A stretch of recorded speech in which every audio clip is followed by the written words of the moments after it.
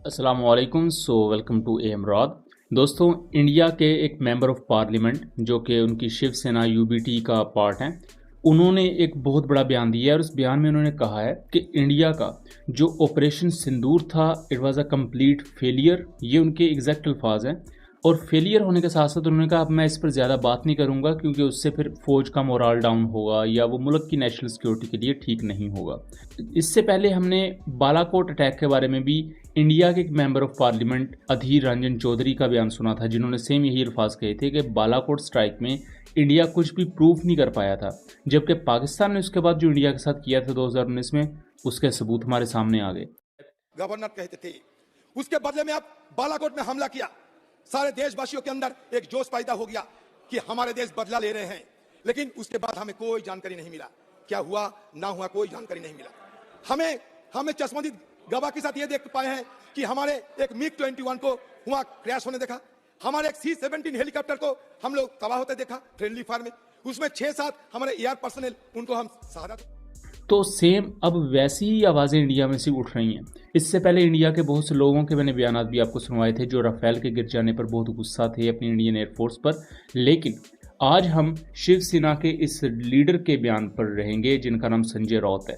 इन्होंने एग्जैक्टली कहा क्या है वो पहले आप खुद सुने। देखिए, मैंने कहा पहले ऑपरेशन सिंदूर ये एक फेलियर ऑपरेशन है सबसे पहले, लेकिन in the interest of nation हम अपोजिशन वाले उसके ऊपर ज्यादा बात नहीं करना चाहते। दूसरी बात यह है कि ऑपरेशन सिंदूर करने की जरूरत क्यों पड़ी है, इसलिए कि पहलगांव में 26 हमारी माता भगिनी का सिंदूर उजाड़ दिया आतंकवादियों ने। उसके लिए जिम्मेदार देश के गृह मंत्री अमित शाह है और उसका प्रायश्चित लेने के लिए अमित शाह जी ने अपने पद से इस्तीफा देना चाहिए। ये मैं बार बार कहता हूं, नहीं तो प्रधानमंत्री जी ने कर्तव्य पालन में चूक हो गई, इसके लिए अमित शाह का इस्तीफा लेना चाहिए, उनको मंत्रिमंडल से बर्खास्त करना चाहिए। और ये अमित शाह कल आकर हमको ज्ञान दे रहा है मुंबई में। आप जिम्मेदार हो ऑपरेशन सिंदूर ने, ये सिंदूर तो उजाड़ दिया हमारे महिलाओं का। कहाँ है वो आतंकवादी? क्या आपने गुजरात में छुपाया है, क्या दाहोद में छुपाया है? कल मोदी जी दाहोद में थे ना, जिस दाहोद में औरंगजेब का जन्म हुआ है गुजरात में, वहां से कल बड़ी बड़ी गर्जना कर रहे थे ये लोग। लेकिन जिम्मेदार आप है, आपकी वजह से ये हमारे महिलाओं का, माताओं का, बहनों का सिंदूर उजाड़ दिया, तो आप प्रायश्चित लेकर इस्तीफा दीजिए। लेकिन आप कल कहा थे, जिसको आपने इस देश का सबसे भ्रष्ट व्यक्ति कहा, डिफेंस में घोटाला किया, ऐसा कहा, जिसके ऊपर आपने व्हाइट पेपर निकाला, वो अशोक चव्हाण के घर में आप क्या खा रहे थे? अमरस पूरी और ढोकला, ये आपका कल का मेनू था। 1 घंटे तक आप खा रहे थे वहां। यहाँ मुंबई डूब रही है, वहां हमारे माताओं के घर का जो सिंदूर जिसका उजाड़ा, वो घर में आक्रोश चल रहा है और आप बैठे खाते हो, पीते हो, हाँ, राजनीति करते हो। ये आपकी असंवेदनशीलता है। तो ये ज्ञान देना बंद कर दीजिए। अगर बाला साहब होते तो बाला साहब को पश्चाताप होता। अब संजय राउत के बारे में बता दूं कि ये 2004 से ही इंडिया में राज्यसभा यानी कि उनके मेंबर ऑफ पार्लियामेंट है जिसे एमपी कहा जाता है, और सिविल एविएशन और होम अफेयर्स में इनका काफ़ी ज़्यादा तजर्बा रहा है बिकॉज इन मिनिस्ट्रीज़ के साथ ये जुड़े रहे हैं। और नॉर्मली ये एंटी बीजेपी इनका स्टांस रहता है। लेकिन इस वक्त इंडिया के अंदर जो ऑपोजिशन थी उसने कहा कि हम इस पूरी सिचुएशन के चलते गवर्नमेंट के साथ खड़े हैं, लेकिन उसके बावजूद भी अब जो मुख्तलिफ पॉलिटिकल फिगर्स हैं वो ये सवाल पूछ रहे हैं कि ऑपरेशन सिंदूर में आपने कौन से टेररिस्ट मारे हैं, वो दुनिया क्यों नहीं रिपोर्ट कर रही? क्योंकि दुनिया तो यही रिपोर्ट कर रही है कि आपने पाकिस्तान के 9 साइट्स को हिट किया, वहाँ मसाजिद आपने तबाह कर दी और आम लोगों को निशाना बनाया। और उसके बाद फिर पाकिस्तान हक बजानब था कि वो अपने मुल्क के दिफा के लिए इंडिया पर जवाबी इकदाम करता, और वो पाकिस्तान ने किए। और पाकिस्तान ने जो इंडिया के साथ किया वो भी पूरी दुनिया ने दिखाया, और इसी वजह से इंटरनेशनल लेवल पर भी पाकिस्तान को ज़्यादा सपोर्ट मिली। यही वो वजह है कि ऑपरेशन सिंदूर को अब इंडियन ऑफिशियल्स जो उनके मेंबर ऑफ पार्लियामेंट हैं वो कह रहे हैं कि ये एक फेलियर था। ऑपरेशन सिंदूर को लेकर रिसेंटली द वायर ने भी एक आर्टिकल लिखा है जो कि अगेन इंडिया की न्यूज़ एजेंसी है। और वो भी यही कह रही है कि ऑपरेशन सिंदूर एक फेलियर था। और इसमें उन्होंने कुछ पैरामीटर्स बताए हैं कि इन पैरामीटर्स की बुनियाद पर अगर आप देखें तो वो फेल हुआ है। इसमें 5-6 चीज़ें हैं, मैं वो लाइन बाय लाइन बताता हूँ और इसका कंपैरिजन हम पाकिस्तान के ऑपरेशन बुनियानुल मरसूस से भी करेंगे कि पाकिस्तान का ऑपरेशन सक्सेसफुल क्यों था और इंडिया का ऑपरेशन सक्सेसफुल क्यों ना हुआ। इंडिया ने ऑपरेशन सिंदूर 6 मई की रात से 7 मई की रात 12 बजे से जब 7 मई शुरू हो गया, यानी कि 6 से 7 मई की रात के दरमियान ये किया, जिसमें पाकिस्तान के अंदर 9 साइट्स को हिट किया गया, जिसमें बहावलपुर था, फिर मुरीद के का एरिया था, उसके बाद आज़ाद कश्मीर के एरियाज थे जिनको आप यहाँ मैप पर देख सकते हैं। बहावलपुर में सुबहान मस्जिद शहीद हो गई, उसमें बच्चे खवातीन थीं। इसी तरह और कुछ एरियाज़ पर जहाँ इन्होंने बॉम्ब्स गिराए, ख़ास तौर पर राफेल से स्कैल्प मिसाइल्स को मारा गया, फिर उसके साथ साथ लॉटरिंग म्यूनिशंस और इनको यूज़ किया गया, मिसाइल्स को यूज़ किया गया, तो उससे सिविलियन कैजुअलिटीज़ बहुत ज़्यादा हुई। इंडिया ने यह क्लेम किया कि ये 9 साइट्स टेररिस्ट कैंप थे, जो कि बाद में खुद ही एक्सपोज हो गया कि यहाँ कोई टेररिस्ट था ही नहीं और इंडिया किसी एक की आईडी भी नहीं दे सका कि ये है दहशतगर्द हैं जिसको हमने मारा है। तो ये स्ट्रेटजिक क्लैरिटी का लैक था, सबसे पहला पॉइंट। स्ट्रेटजिक क्लैरिटी मीन्स ये कि आपको यही नहीं पता था कि आप जिनको निशाना बना रहे हो वो वाकई वही चीज़ है जिसको निशाना बनाना चाहते भी हो या नहीं,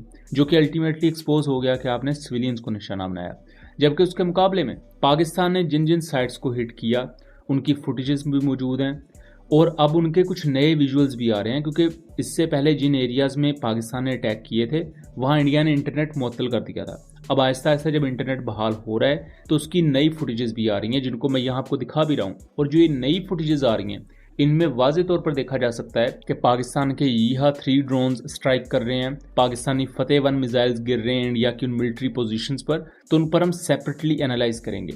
लेकिन यहाँ मैं आपको एक फुटेज दिखा देता हूँ। ये इंडियन पंजाब का बरनाला एयरफोर्स स्टेशन है जहाँ पाकिस्तान का एक फतेह 1 मिसाइल आके गिरा है और वहाँ का लोकल बंदा ये वीडियो बना रहा है, गोरमुखी पंजाबी का एक्सेंट आप यहाँ वाज़े देख सकते हैं, और उसमें वो कह रहा है कि वहाँ एक चीज़ गिरी है जिसके बाद ये एम्बुलेंसेज वगैरह वहाँ जा रही हैं।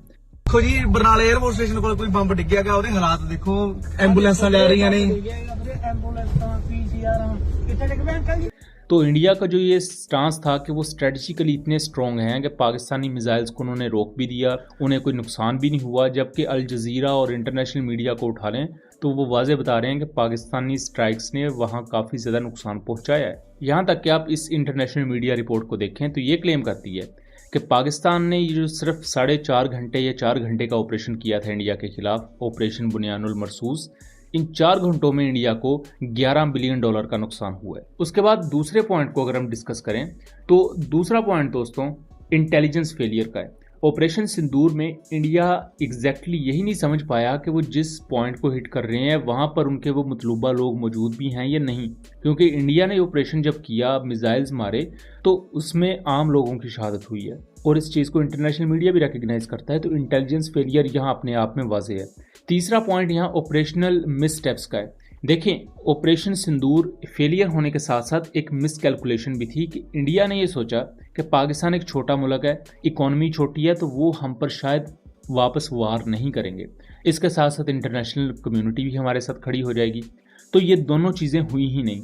पाकिस्तान ने इंडिया को ना सिर्फ आर्मी की डोमेन में जवाब दिया बल्कि एयरफोर्स के थ्रू इंडिया के 6 एयरक्राफ्ट भी तबाह किए, जिसमें से एटलीस्ट 3 से 4 थर्ड पार्टी ऑब्जर्वर भी मान रहे हैं और बाकियों पर इन्वेस्टिगेशन जारी है। और उसमें भी इंडिया के जो 2 क्राउन ज्यूल्स थे, जो इंडिया के सबसे बेहतरीन वेपन्स थे, यानी कि राफेल और फिर S-400, वो भी पाकिस्तान ने डिस्ट्रॉय किए। तो ये मिसकैलकुलेशन इंडिया को बेसिकली ले डूबी, जिसकी वजह से अब इंडिया में गुस्सा लोगों का, आप एक दफ़ा खुद सुने लोग क्या कह रहे हैं। ये राफेल का बत्ती बना के घुसेड़ेंगे हम। हमारे मीडिया चैनल सिर्फ बकवास भेजते हैं। BBC, TRT जैसे इंटरनेशनल मीडिया ने भी दिखा दिया कैसे फेक फुटेज चलाई थी। 3 राफेल गिर गए, 20 नौजवानों का देहांत हो गया, और आप मीडिया वाले कह रहे हो कि मॉरल विक्ट्री मिल गई। और ये गुस्सा इसी वजह से है क्योंकि इंडियंस ने भी खुद नहीं सोचा था कि ऐसा कभी होगा उनके साथ और पाकिस्तान उनके साथ ऐसा कर देगा। फिर यहाँ एक चौथा पॉइंट जो बहुत अहम है वो है डिप्लोमेटिक फॉल आउट। इंडिया ने ये सोचा था कि दुनिया उसके साथ खड़ी होगी, लेकिन इंटरनेशनल कम्युनिटी में लोगों ने पाकिस्तान का साथ दिया, क्योंकि पहलगाम अटैक के बाद भी इंडिया पाकिस्तान के खिलाफ कोई सबूत पेश नहीं कर पाया, जबकि उसके बाद पाकिस्तान ने अपने दिफा में जो इक़दाम उठाए और फिर जिस तरह फ्रेंच और रशियन टेक्नोलॉजी को मात दी पाकिस्तान ने, उसके बाद दुनिया पाकिस्तान की साइड पर चलेगी। तुर्की, चाइना, आज़रबाईजान, इन कंट्रीज़ ने तो खुल के सपोर्ट की, और जो मुस्लिम कंट्रीज़ के लोग थे उन्होंने भी सोशल मीडिया पर पाकिस्तान को बहुत ज़्यादा सपोर्ट किया। और डिप्लोमेटिक डोमेन में यहाँ तक इंडिया को जिल्लत उठानी पड़ी कि रूस जो उनको वेपन्स प्रोवाइड करता है, उनका स्ट्रेटजिक अलाय है, उसने भी खुशदार अटैक के बाद पाकिस्तान को सपोर्ट किया कि BLA के खिलाफ जंग में वो पाकिस्तान के साथ हैं, और इंडिया को ये कहा कि आप डीएस्केलेशन करें, आप बिलावजह की जंग शुरू ना करें। तो उस पर आजकल इंडिया रूस से भी गुस्से है।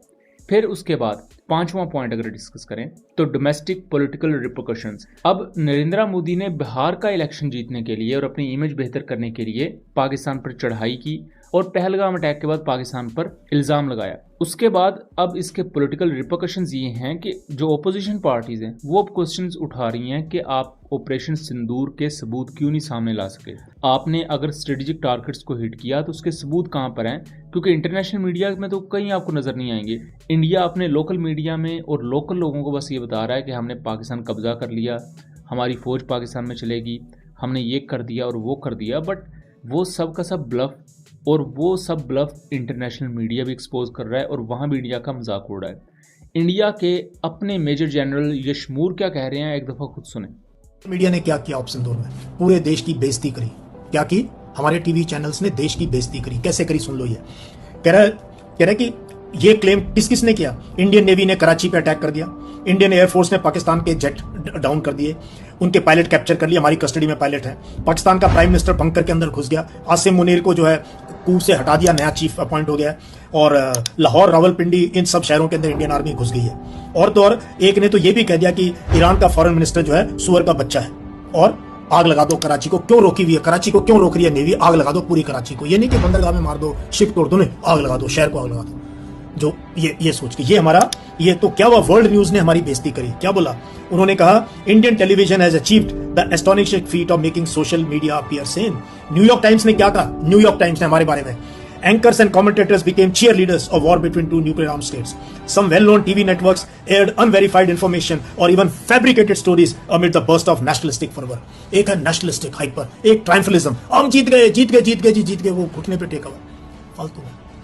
फालतू में इतनी हमारी साख गिरी है इस पूरी चीज के अंदर। ये लगे रहने दो पोस्टर वगैरह, इससे कुछ नहीं होगा। हमारे टीवी ने हमारी फोर्सेस की बेइज्जती करी, देश की बेइज्जती करी है, और फिर भी तुम इन लोगों को देखते हो।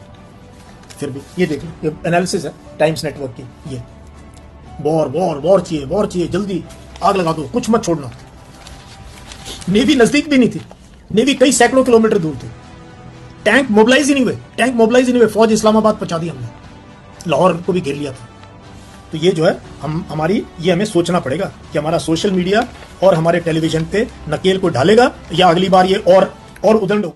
और छठा पॉइंट मीडिया मैनेजमेंट को लेकर है, यानी इंडियन मीडिया की फेक न्यूज़, जो कि मैं ऑलरेडी इस पर काफ़ी बात कर चुका हूँ। सो दोस्तों, ये 6 पॉइंट्स हैं जो इवन इंडिया की द वायर ने कवर किए हैं, और यही ऑलमोस्ट बातें संजय राउत ने भी की हैं कि इंडिया का ऑपरेशन सिंदूर क्यों फेल हुआ। और इन्हीं 6 पॉइंट्स पर अगर आप पाकिस्तान के ऑपरेशन बुनियानुल मरसूस को देखें तो उसकी कामयाबी भी आपको इन 6 पॉइंट्स के बिल्कुल सामने नज़र आ जाएगी कि इंडिया किस तरह परफॉर्म कर रहा था और पाकिस्तान ने किस तरह परफॉर्म किया। इसके साथ साथ दोस्तों, ये था एक एनालिसिस। उम्मीद करता हूँ चीज़ें क्लियर रही होंगी। वीडियो पसंद आई हो तो इसे ज़्यादा से ज़्यादा आगे शेयर करें, ताकि ये हकीकत और इसके साथ साथ जो ये टेक्निकल चीज़ें हैं ये लोगों तक भी आगे पहुँच सकें और लोग इन्हें समझ सकें। मिलेंगे अगली वीडियो में, तब तक के लिए अल्लाह हाफिज़।